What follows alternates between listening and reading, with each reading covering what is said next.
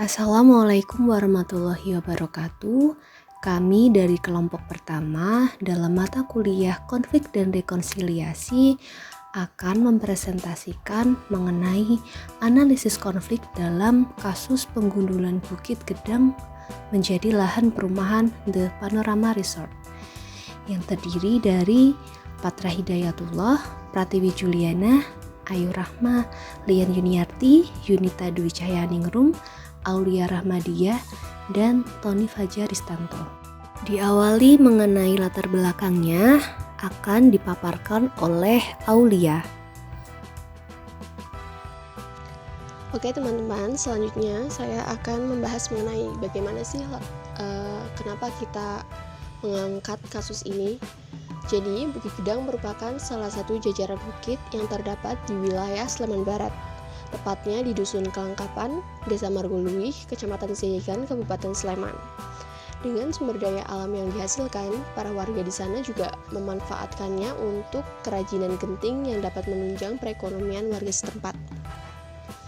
Seperti yang dilansir dalam Radar Jogja, Jawa Pos pada 30 Oktober 2018. Sukiman Hadiwijoyono, selaku Ketua Asosiasi Pengrajin Genting Kabupaten Sleman, menyatakan bahwa apabila Gunung Kwagon, Gunung So, Gunung Jering, Gunung Gedang diambil alih oleh investor, maka para pengrajin akan kesulitan dalam mencari bahan baku. Selain itu, panorama yang disuguhkan di wilayah Bukit Gedang menarik perhatian para investor pengembang perumahan untuk membeli bukit tersebut. Dan hal ini akan berakibat pada eksploitasi terhadap alam yang tidak bergantung pada analisis mengenai dampak lingkungan atau AMDAL. Kemudian, pada tanggal 28 Juli 2020, terlihat kondisi Bukit Gedang mengalami penggundulan yang tersisa hanya tumbuhan serta pepohonan saja. Selain itu, sejumlah alat pengeruk tanah dan truk pengangkut beroperasi di wilayah tersebut. Penggundulan Bukit Gedang merupakan proyek dari PT Mulia Mitra Maju Makmur yang bergerak di bidang pengembangan perumahan di daerah Yogyakarta. Dengan perizinan pembangunan yakni berkas perizinan dampak lalu lintas, dokumen upaya pengelolaan lingkungan, upaya pemantauan lingkungan, hingga perizinan investasi dari Dinas Penanaman Modal dan Pelayanan Terpadu (DIY) telah dikantongi para investor sebagai bukti pembelian bukit. Dan hingga keterbatasan di wilayah daerah perkotaan menjadi alasan untuk para investor mengalihkan pembangunan perumahan ke wilayah pinggiran. Ya, seperti di Bukit Gedang ini yang akan disulap menjadi The Panorama Resort. Ya, ini konsep perumahan yang seperti resort. Nah, dalam prosesnya akan dibangun 320 unit rumah yang menyuguhkan panorama Gunung Merapi dan hamparan sawah di tanah seluas 7,4 hektar. Tentu saja, penggundulan bukit ini menuai konflik antara investor, pemerintah, dan warga. Penggundulan bukit akan menuai dampak buruk bagi ekosistem di sekitarnya. Padahal, menurut cerita leluhur di wilayah tersebut, Bukit Gedang adalah salah satu unsur alam yang mampu melindungi manusia dari bahaya bencana dan angin kencang, serta menjadi sumber daya alam para pengrajin genting di wilayah tersebut. Oke, baik, terima kasih. Di sini saya akan menjelaskan mengenai analisa konflik. Yang pertama itu tentang teori. Di sini kelompok kami mengambil teori konflik Karl Marx karena menurut beliau eksploitasi besar-besaran yang dilakukan oleh para pengusaha atau pemilik modal terhadap kaum buruh. Mengapa kami memakai teori ini? Karena sesuai dengan kasus yang kami ambil, yaitu mengenai konflik yang disebabkan karena adanya eksploitasi terhadap lingkungan yang terjadi pada Bukit Gedang yang berada di daerah Seyegan, Sleman, DIY. Nah, keterkaitan antara teori dengan konflik yang kami ambil yaitu karena adanya para pengusaha atau para investor yang mengambil gunung, yang membeli gunung untuk dijadikan perumahan dengan konsep resort, dan kemudian pemerintah yang melegalkan pembangunan tersebut sehingga dapat berpengaruh buruk pada lingkungan. Selain itu juga mampu berdampak buruk bagi masyarakat sekitar. Seperti contoh, yang ada di Gunung Gedang ini. Di situ sekitar situ itu ada beberapa pengrajin genteng, yang mana apabila gunung itu diambil alih oleh para investor atau para pengusaha, maka kaum pengrajin genteng akan sangat kesusahan dalam mencari bahan baku pembuatan genteng tersebut. Jadi mungkin segitu saja, nanti akan dilanjutkan. Terima kasih. Terima kasih kepada Mbak Ayu yang telah menjelaskan tentang penggunaan teori konflik Karl Marx dalam melihat kondisi situasi konflik dan rekonsiliasi Gunung Gedang Sayagan dengan baik. Selanjutnya akan saya sedikit bahas tentang alat analisis untuk konflik Gunung Gedang Sayagan. Dari hasil diskusi kami sekelompok, kasus konflik ini lebih cenderung menggunakan alat analisis bawang bombay, karena dilihat dari tujuan analisis bawang bombay ini untuk menganalisis dengan jelas posisi masing-masing pihak serta kepentingannya, untuk menganalisis serta memahami berbagai dinamika situasi konflik Gunung Gedang Sayagan guna sebagai proses mediasi dan negosiasi antara ketiga belah pihak, dari mulai PT Mulia Mitra Maju Makmur, pemerintah Sleman, dan masyarakat daerah Gunung Gedang Sayagan. Bisa kita lihat ya, gambar di samping telah digambarkan analogi bawang bombay tentang kasus ini, di mana Direktur PT Mulia Mitra Maju Makmur, Heri Prasetyo, selaku pemilik lahan Gunung Gedang, dan pemerintah Sleman menempati posisi kulit terluar dalam bawang bombay, analogi bawang bombay ini. Di dalamnya terdapat lingkaran atau kulit yang isinya tentang kepentingan menggunakan Gunung Gedang ini sebagai lahan untuk pembangunan. The Panorama Research. Di inti terdalam terdapat kebutuhan mereka adalah untuk merevitalisasi lingkungan di Gunung Gedang Sayagan. Terkait kenapa memilih alat analisis ini dan seperti apa analisis detailnya tentang konflik Gunung Gedang akan disampaikan oleh Mas Tony dan Mas Patra. Saya persilahkan. Baik, terima kasih kepada Mbak Junita yang sudah menjelaskan tentang analisa bawang bombay. Selanjutnya, sebelum masuk ke detail dari analisa bawang bombay, saya akan menjelaskan tentang pemetaan konflik. Dan perlu diketahui bahwa pemetaan konflik memiliki tujuan untuk memahami hubungan di antara beberapa pihak secara lebih jelas seperti itu, supaya untuk pengambilan keputusan atau analisis konfliknya bisa lebih akurat. Nah, di sebelah ini sudah ada grafik tentang pemetaan konflik, di mana ada 4 pihak yang terlibat di dalam konflik ini, yaitu PT Mulia Maju Makmur, pemerintah daerah, warga sekitar, dan pemilik lahan.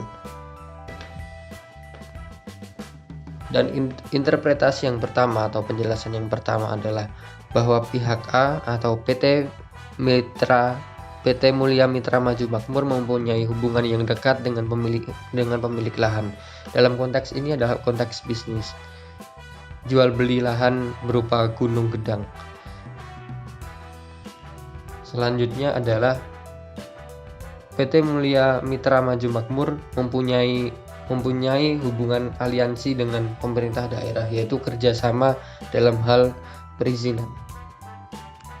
Untuk yang ketiga, pemilik lahan mempunyai hubungan sementara dengan pemerintah daerah karena ada kepentingan jual beli lahan berupa Gunung Gedang dengan PT Mulia Mitra Maju Makmur, seperti itu. Kemudian hubungan yang keempat adalah hubungan pemilik lahan dengan warga sekitar yang berupa pengaruh pengaruh langsung dan mutlak kepada warga sekitar, karena bagaimanapun hak dari lahan Gunung Gedang ini adalah hak pribadi dari sang pemilik lahan gitu. Jadi dia mempunyai pengaruh yang mutlak kepada kelangsungan alam yang dirasakan oleh warga sekitar. Kemudian yang terakhir adalah hubungan antara warga sekitar dengan pemerintah daerah. Warga sekitar menganggap bahwa pemerintah daerah seharusnya tidak memberi izin atas eksploitasi alam Gunung Gedang yang ada di sekitar tempat tinggal mereka, karena hal itu dapat menyebabkan kerusakan lingkungan atau dampak negatif yang lainnya. Nah, disinilah letak isu ini berkembang. Yang selanjutnya akan dijelaskan oleh Mas Patra tentang detail dari alat analisa bawang bombay dalam konteks konflik Gunung Gedang Seyegan. Dalam alat analisa yang kita pakai adalah analisa bawang bombay. Nah, di bawang bombay ada 3 poin penting, yaitu posisi, kepentingan, dan kebutuhan. Dalam analisa pada kali ini, posisi yang terlibat dalam proyek tersebut adalah PT Mulia Mitra yang mana didirekturi oleh Heri Prasetyo. Nah, pertama posisinya yaitu PT yang mempunyai hajatan. Terus yang kedua, posisi yang kedua yang terlibat dalam kasus ini adalah pemerintah Sleman, karena bagaimanapun namanya proyek harus memenuhi persyaratan administrasi dan perizinan untuk pembukaan lahan, dan pemerintah Sleman pun yang mengizinkan atau tidaknya. Terus subs kedua dalam bawang bombay yaitu kepentingan. Di dalam kasus ini kepentingan yaitu yang mempunyai kepentingan adalah PT Mulia Mitra Maju yang akan mendirikan atau membuka lahan perumahan yang diberi nama The Panorama Resort. Terus yang ketiga berbicara tentang kebutuhan. Substansi yang ketiga yaitu kebutuhan apa saja yang dibutuhkan masyarakat, tentu saja dengan efek dibukanya lahan, yaitu terkait ekosistem alam yang berubah. Nah, dalam ekosistem alam yang berubah itu yang dibutuhkan adalah revitalisasi lingkungan yang mana untuk menggantikan fungsi daripada Gunung Gedang yang mana berfungsi penyeimbang dalam ekosistem lingkungan. Yang selanjutnya adalah hasil akhir. Pihak PT Mulia Mitra Maju Makmur telah mengantongi perizinan, mulai dari berkas perizinan dampak lalu lintas, dokumen upaya pengelolaan lingkungan, upaya pemantauan lingkungan atau UPL-UPK, hingga perizinan investasi dari Dinas Penanaman Modal dan Pelayanan Terpadu atau DPMPT DIY. Kondisi sekarang, proses pembangunan telah berjalan sedang dalam proses pengerukan tanah. Dan jika tidak ada halangan, 3-4 tahun mendatang, pembangunan perumahan sudah bisa dimulai. Pihak PT Mulia Mitra Maju Makmur juga berinisiatif memberikan lampu untuk penerangan jalan, karena dulu kata warga setempat sering terjadi kejahatan di jalan daerah tersebut, sehingga jarang ada warga yang lewat. Dari pemaparan sebelumnya dapat disimpulkan bahwa asumsi masyarakat yang memegang pesan leluhur terabaikan. Hal ini terjadi karena di antara mereka tidak memiliki kuasa dan kedudukan yang kuat dalam turut andil pengambilan keputusan. Kemudian, pembangunan Gunung Gedang terus berlanjut, namun menyisakan kontra. Bagaimanapun juga, paham akan kepercayaan nilai atau pesan leluhur merupakan suatu hal yang penting untuk dihargai. Jaminan atas keamanan alam menjadi kunci agar tidak terjadi konflik yang berkelanjutan. Kedepannya, jika terjadi hal-hal, dampak adanya pembangunan menjadi tanggung jawab bersama pihak-pihak yang melegalkan. Selain itu, masyarakat terdampak berhak mendapatkan perlindungan ke depannya. Akhir kata, isu alam dan lingkungan menjadi tanggung jawab bersama. Alam menjadi tempat berlindung untuk keberlangsungan masyarakat sebagai manusia. Terima kasih, sekian presentasi dari kami. Maaf apabila terdapat kesalahan dan kekurangan. Jika ada pertanyaan ataupun saran, silakan sampaikan komentar pada grup kelas. Wassalamualaikum warahmatullahi wabarakatuh.